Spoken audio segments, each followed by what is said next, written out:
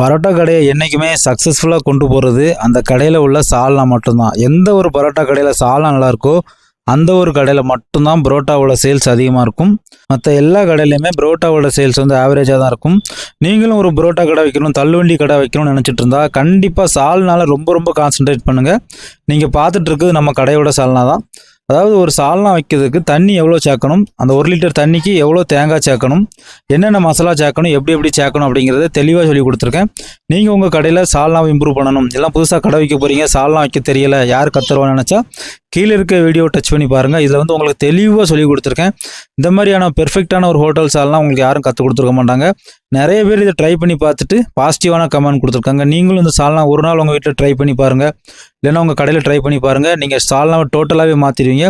பெரிய அளவில் பொருள்லாம் எதுவும் அங்கங்கே போய் வாங்கணும்லாம் கிடையாது. நார்மலாக அண்ணாச்சி கடையில் கிடைக்கிற பொருள் வச்சு ஒரு பெர்ஃபெக்டான சால்னா சூப்பராக பண்ணலாம். கண்டிப்பாக ட்ரை பண்ணி பாருங்கள். இந்த வீடியோ பிடிச்சினா ஒரு லைக் பண்ணுங்கள், நம்ம சேனலை சப்ஸ்கிரைப் பண்ணுங்கள். தேங்க்யூ ஃபார் வாட்சிங்.